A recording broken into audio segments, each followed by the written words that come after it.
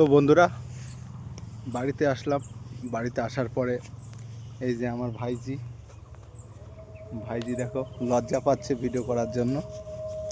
ওই দেখো। আর এইটা হলো আমাদের জমিতে এই যে আপনারা সবাই তো চেনেন, এটা কুদরি বলা হয় একে। দেখুন কত সুন্দর হয়েছে কুদরি গাছ। এই যে পুরোটাই আমাদের কুদরি ক্ষেত। এটা দেখো কত সুন্দর হয়েছে। পুরো জমিটা কত সুন্দর করে চাষবাস করেছে। এটা আমার বাবাই করে। তাও তোমাদেরকে এটাই জানাতে চাই, গ্রামের দিকে থাকলে চাষবাসটা সব কিছুই করা যায়, আর সব কিছুর দামও কম পাওয়া যায়। এখন এই জিনিসটাই যদি আমি অন্য জায়গাতে, শহর কোনো জায়গায় আমি কিনতে চাই, তো সেটার দাম বেশি সব সময়। এখন এই যে আমাদের ক্ষেত দেখুন কত সুন্দর, কতটা ফলন ধরেছে। শুধু এই জায়গা দেখবো, আপনাদেরকে দেখাচ্ছে একটু ব্যাক ক্যামেরা করে। কত ফলন ধরেছে দেখুন গাইস, সবাই কত ফলন ধরেছে। যেই জায়গা দেখবো সেই জায়গাটায় প্রচুর ফলন ধরেছে গাইস।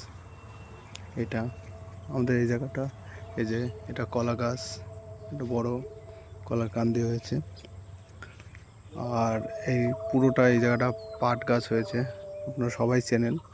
এটা পুরোটাই পাট গাছ, কলা গাছ আছে।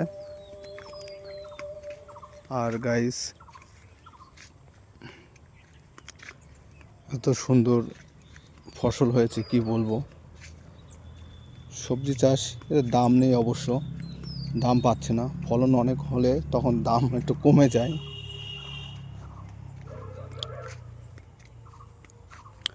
প্রতি বছরই করে কম বেশি।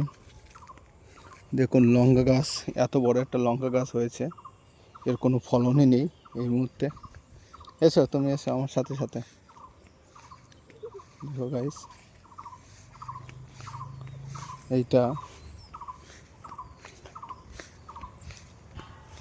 এই যে হলো আমাদের জমি। এই যে প্রচুর পরিমাণের ফলন হয়।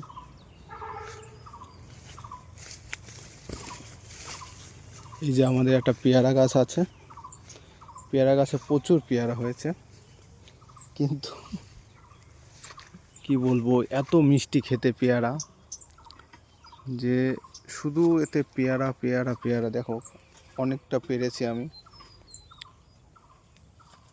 পেকে একদম কত সুন্দর হয়ে গেছে। দেখুন গাইস, আপনারা কত সুন্দর পেকে গেছে পেয়ারা। সব পেরেছি।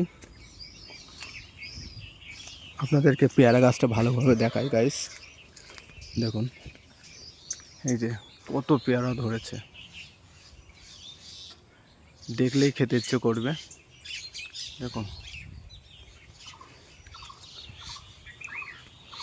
কত সুন্দর পেয়ারা, দেখুন এত সুন্দর সুন্দর পেয়ারা হয়েছে গাইস।